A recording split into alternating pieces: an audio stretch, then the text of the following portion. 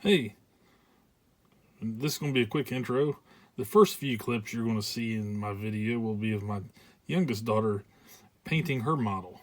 Then we will get back to the meat and potatoes of this video. And with that, enjoy.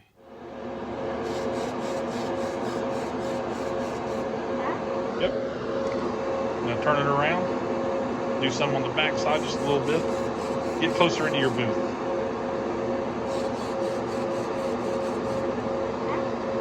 Or do I need a little more top? Little coats inside closer. Okay. Turn it. Good? Yep. It's a light coat. It's your first coat. It's fine. Okay.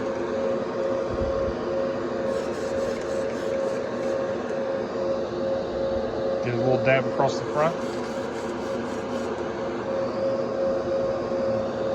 Let's do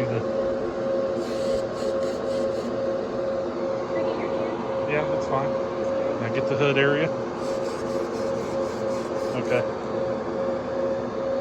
Nice light coat on that. Hey, welcome back to Lamb Chop Builds. It's been a couple days for an update, but I'm been working on this John Wick Chevelle right here. You see? Let me think here where to start. It was a fun build. Used MCW paints for the exterior, which was the 70 Chevelle color, the color chart or whatever it came out to it. What else? Craft paint on the interior. Yeah, went together pretty good. There's some minor fit issues or whatever here or there, but it's because you'll see here in a few minutes some other stuff I've done to it. Let's take the hood off here. You guys see all this right here. Well, that's a little kind of a surprise here in a little bit. We'll get to that.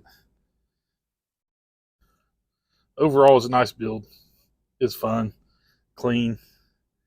Went together well. It went together better if I wasn't doing anything to it with the lights. The probably the only major problem I had on here putting this together was the exhaust right here. I had to there goes my hood. Use some sprue right here to connect those, and then to get my exhaust down here to stay out, I use the pins where the exhaust should go into. You cut some sprue down there, it whittled it down a little bit to fit in there, and painted it to match. Not bad. You can see my putty. I got in here holding some wires in. Oh, tire coming off because I didn't glue them on. These roll. I'd rather not have them glued on for that purpose. If I ever want to redo this later, if I learn some more skills later, it's gonna be easy to take apart. Everything ain't glued up solid. Built this for a small group, creative scale model builders on the Facebook group. A local guy I've done some dealing with before started the group, and he put together this group build for movie. It's called Movie Car Madness. Someone done the Ecto before the Ghostbusters car. When they picked it up, it was black and gray. It didn't look like what it does. Someone did Brian's Nissan Toyota Supra, the green car from Fast and Furious movies. The Gators LTD got done. The Black Grand Prix from Training Day. What else? What else do we have? Burt Reynolds' Bandit T-Bird or Firebird. That was done. I'm going to show you something here, folks. Let me pull this up. I was kind of proud of this. At one point I had one headlight wire working. And then these two and this running light was working. Nothing on this side. Then finally this started working. Yesterday I got some pictures with the two outsides bright, the two insides were dim, and this running light. So it's kind of cool having lights. It made it a little more challenging. And I learned a lot. I'm gonna go over that in a video at another time. What I learned doing LEDs. I used 0604s LEDs or 0603s or 0604s. I guess they're the better one uses the 0402s. They're about half the size of this, and you can see these. They're let me pull one out here. These aren't real big. But if you imagine to get a littler one, it's going to make everything fit a lot better. And they're, less modifications, less cutting holes. And I know some people use enameled magnetic wire for the wiring to take up less space. That's probably something I'm going to do next time for sure. Because using the interior of RJ45 or like a USB charger is what I used for the wiring going through, made it fitting the interior tub in a little challenging. Made the rear bumper not want to go on the best. But I had fun building this car. Is it going to win our little contest? I don't know. If it does, it does. It'd be kind of cool. When I was working on it, I was thinking, man, I'm going to put this in some shows. I don't think I'm going to after getting it done. But, for my first completed build in 10 years, I'm proud of it. I don't, if I didn't break the windshield on this and lose the glass, and I was able to get this on this 32 High Boy, I got the windshield, the frame put back together. I'm just needing to get the glass back. This took me a long time to build, just a little bit here and there, with a very little detailing on this. I painted the calipers. I think about it. No detailing on that.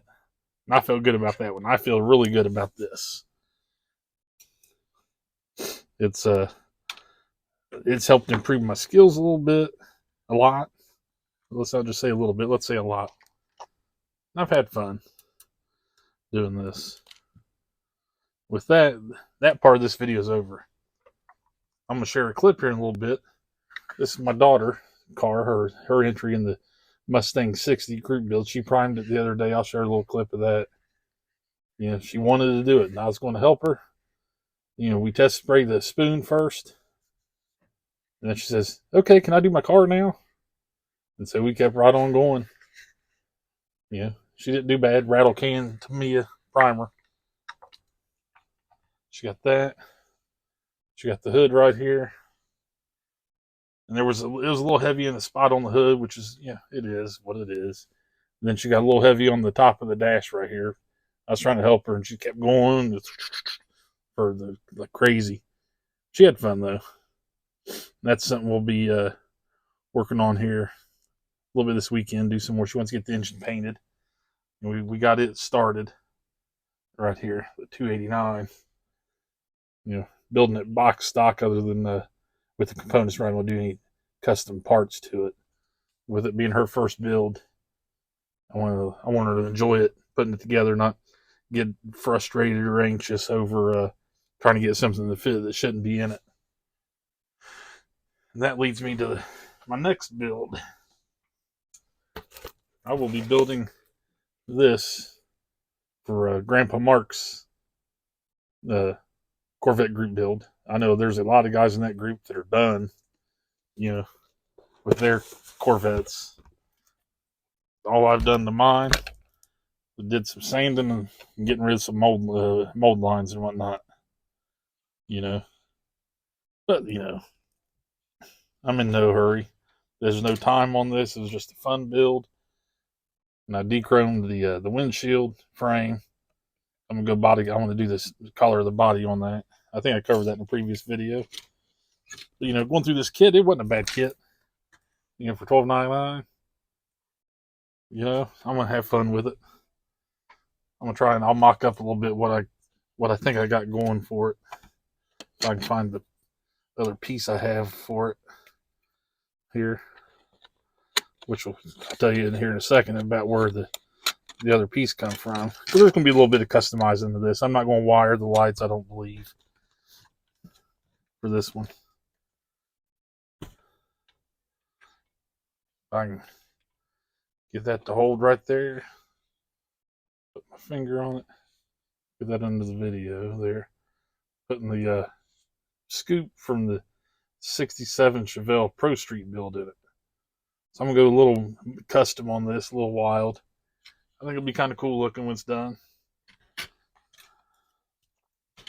What else have I been up to?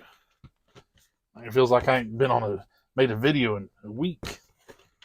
Maybe it has been a week or longer. One thing I did learn back to the Chevelle here for a second. I used MCW paints. Nothing wrong with that. Perfect paint. Then I polished it with the turtle wax polishing compound right here.